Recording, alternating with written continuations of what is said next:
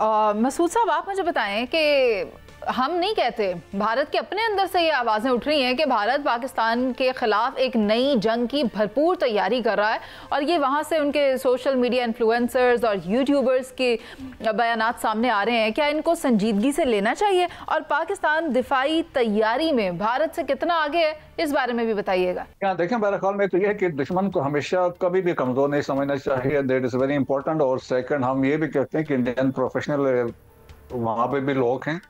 और फिर देखें कि कुरान भी ये कहता है टेक योर प्रिकॉशंस। तो हर लिहाज से हम अपनी तैयारी रखते हैं। और दैट्स वाई कि अब मई में हम तैयार थे और हमें पता था हमने क्या करना था, अकॉर्डिंगली जवाब दिया। फिर बहुत इंपॉर्टेंट मैटर मेरे हिसाब से है आपकी लीडरशिप बहुत मैटर करती है। ये जो डेवलपमेंट जितनी है, रेट्रिक्स देखें हमने फॉर द लास्ट 100 मंथ्स हमने देखा कि राजनाथ कुछ कह रहा है, अमित शाह कुछ कह रहा है, मोदी साहब भी कह रहे हैं, उनके आर्मी जो सर्विसेज चीफ्स हैं, मतलब फर्स्ट टाइम इंडिया में देखा जा सकता है कि वो दे हैव बीन पॉलिटिसाइज्ड, सेफ्रोनाइज्ड।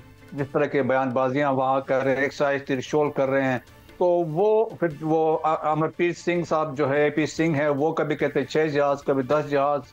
और एट द सेम टाइम खबरें भी आ रही हैं कि he has been asked to resign. तो बहुत सारे मसले हैं। बिहार के इलेक्शन एक वो हुआ है फेज का, दूसरा फेज का 11 तारीख को होना है। तो ये सारी चीजें लिंक्ड है। सो मोदी का ग्राफ जो है that has already gone down. और इस तरीके से जिस तरह ह्यूमिलेशन हुई है इंडिया के अंदर, थिंक टैंक से वो मानते हैं कि इंडिया के साथ जो हुआ है बहुत बुरा हुआ है। 1962 के बाद कहते हैं कि ऐसा हुआ है जो उनको शिकस्त हुई है। ट्रम्प ने अभी तो कंफर्म कर दिया कि 8 जहाज थे। तो मेरा ख्याल में उससे वो उनकी बहुत सुखी हो रही है, ह्यूमिलेशन हो रही है। सो ये बयानबाजी तक है। नियर फ्यूचर में कोई पॉसिबिलिटी नहीं कि वो आके आपको कोई हमला कर सकते, क्योंकि वही वो चीजें, कोई एड उन्होंने नहीं, कोई वेपन्स इक्विपमेंट सिस्टम कोई या टेक्नोलॉजी लेके नहीं आए हैं।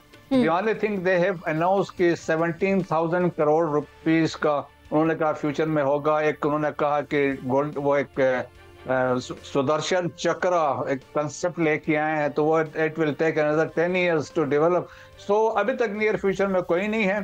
ठीक है। और जहां वो पाकिस्तान ने अपना लोहा पूरी दुनिया में मनवाया है, वहीं पर नैरेटिव बिल्डिंग की अगर बात करूं तो हो सकता है बिहार इलेक्शन या उसके जो दूसरा फेज आने वाला है उसको सिक्योर करने के लिए ये परवीन सुहाने और इसके अलावा जो दीगर यूट्यूबर्स हैं उनके जरिए दोबारा से नैरेटिव बिल्ड करने की कोशिश की जा रही हो। शहजाद भट्ट साहब हमारे साथ मौजूद हैं और भट्ट साहब गालिबन आसिफ दुरानी साहब से कुछ पूछना चाह रहे थे। भट्ट साहब देखें, काबिल एहतराम मुनीज़ मोइन साहबा, बात सीधी सी है, दो रफ़ी जो हमें समझ आ गई है। MBS का 18 नवंबर को सऊदी अरब का दौरा, और सऊदी अरब के दौरे में बातें हैं दो।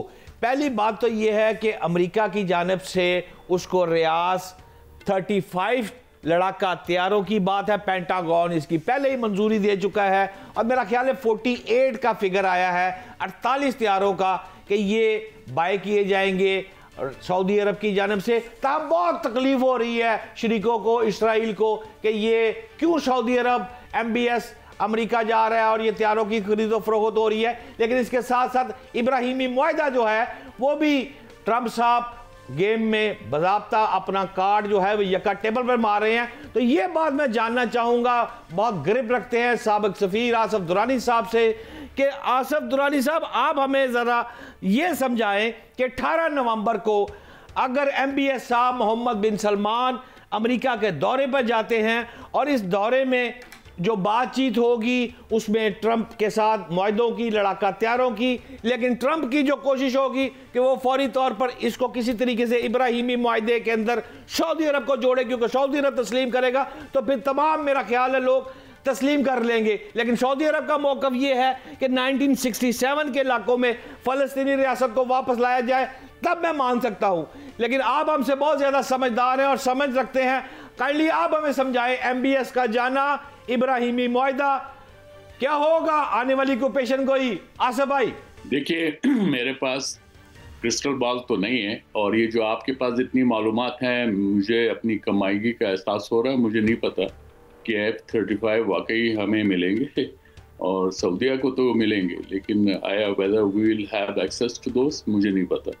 दूसरा ये है कि जो अब्राहम एकॉर्ड है वो अभी बात चल रही है। सऊदी अरबिया पहले कर रहे थे, लेकिन वो जब गाजा में 7 अक्टूबर 2023 में अटैक हुआ हमास का, उसके बाद से वो इट वाज इन लिम्बो, को कोल्ड स्टोरेज में था, तो वो एक अपनी जगह है। तो इसलिए ये ऐसे हैं, और बीइंग अ डिप्लोमेट मैं जब तक मेरे पास कॉन्क्रीट इन्फॉर्मेशन ना हो मैं उस पर एक SRI अगर करूँगा तो वो मेरे ख्याल में ठीक नहीं होगा। इसलिए हमें ये कोशिश करनी चाहिए कि इस वक्त जो असल इशू है वो स्टेबिलिटी लाना है गाज़ा के अंदर, वहाँ पे अमन है, और इजराइल को समझाना है कि ये भी उसके फेवर में है कि वहाँ गाज़ा में और पैलेस्टीनियंस जो है उनको अमन मिले, और उसके साथ ही जो पैलेस्टाइन का इशू है 67 जो सतह है उधर चला जाता है, जिसमें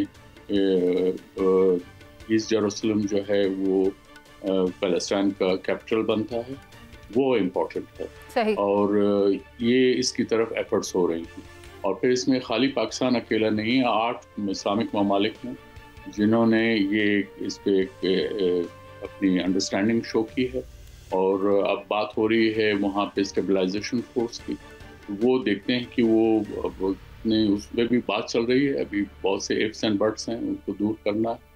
तो इसलिए ये जो आपने F-35 की बात की, वो अभी मैंने जो है जहाँ तक मैं जानता हूँ अभी फिलहाल ये अभी प्रपोजल स्टेज ही है, अभी आगे मुझे नहीं पता। और जी मैं भी यही कह रहा हूँ आसफ भाई कि ये प्रपोजल पेश की जाएगी और 48 का फिगर सामने आया है कि ये खरीदे जा सकते हैं ट्रम्प से। लेकिन आसान जबान में चले मैं आपसे इस तरह पूछ लेता हूं कि आप समझते हैं कि सऊदी अरब जो है वो इब्राहिमी मुआहदे में शामिल हो जाएगा?